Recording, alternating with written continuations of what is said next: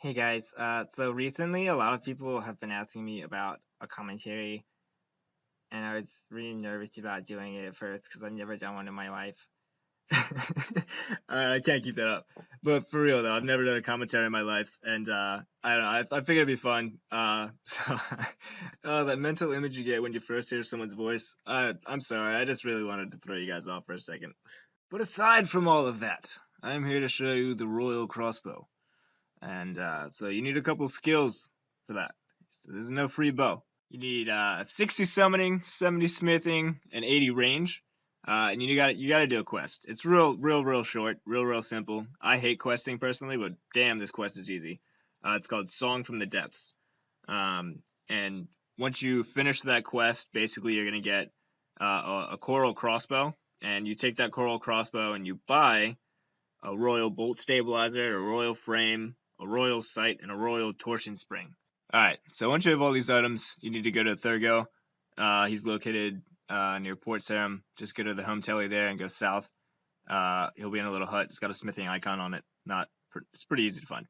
Um, Make sure you have all the items in your inventory. Talk to him, and he'll basically forge a royal crossbow for you. It just needs to be brandished.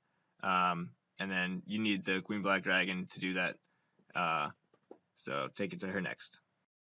Alright, so for your setup, I definitely recommend having a War Tortoise as your familiar. And if you're going to do it in Legacy, I definitely recommend an AGS and like a Polypore Staff or some, maybe SOL.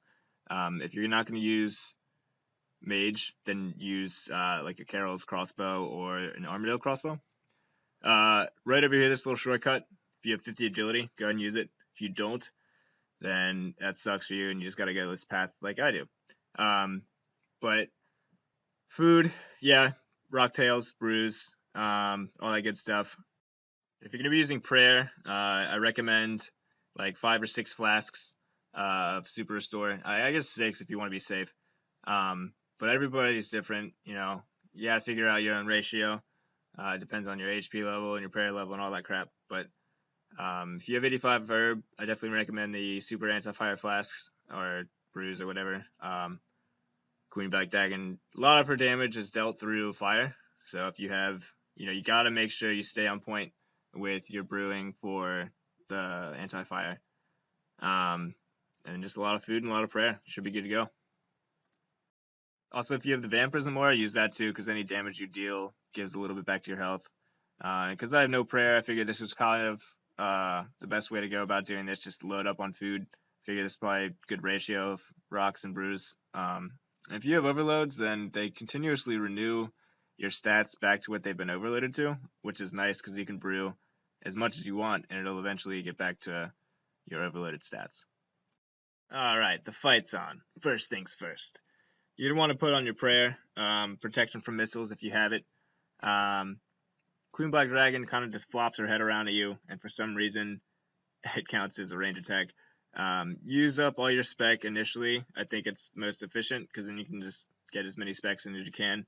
The Queen Black Dragon has one special attack on this phase, and that's the huge breath that you see right there. And you just gotta find the gap, shoot it, and keep dealing damage.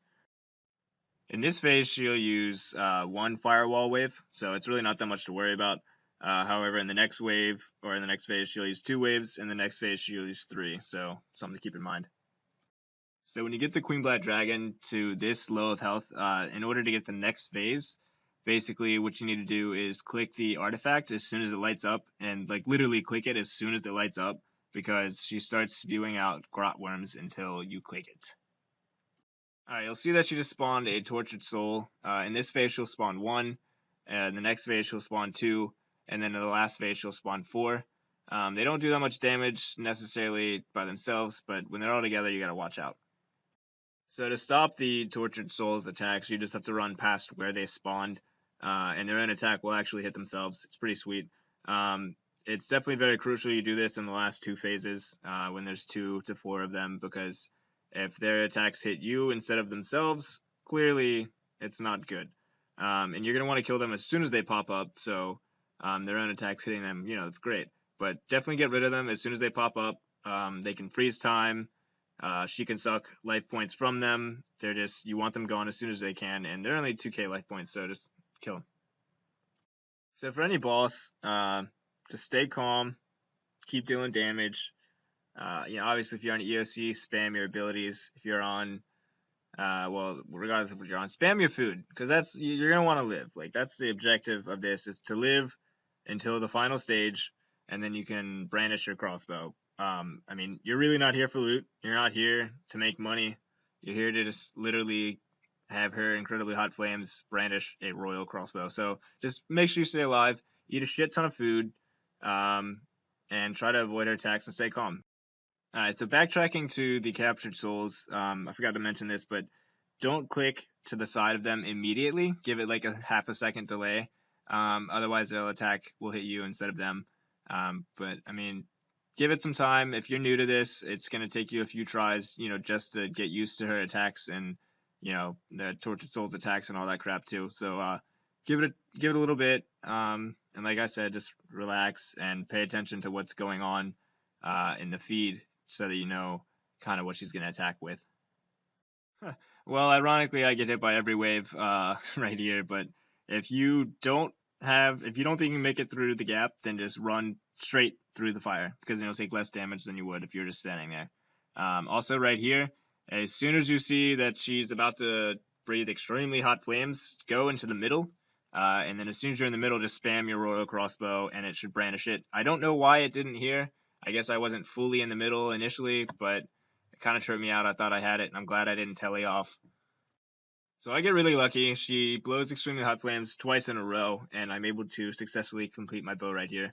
And I figured, hey, I might as well stay. I've got full spec, see what the Sages can do, and I end up hitting really nicely right here. And then this is also a really prime example of Tortured Souls. In the last phase, there's 4 of them. You want to run diagonally, so that their spells hit the one in the corner. And I mean, you're probably going to take some damage. I took quite a bit here. Alright, but that guy right there that's screaming time is short, he's actually casting a spell to freeze time, and you can't eat while you're taking damage, so you definitely want to make sure that you kill that dude before his spell is complete. And that's pretty much all I have for this video. Enjoy. Best of luck. Really hope you guys get that royal. It's fun. I got some clips up here after this, just in the wild doing some work with the bow. So let me know what you guys think. Send me some comments. Let me know some ideas for some videos that you guys would like to see. I enjoy doing this, so let me know. Thanks.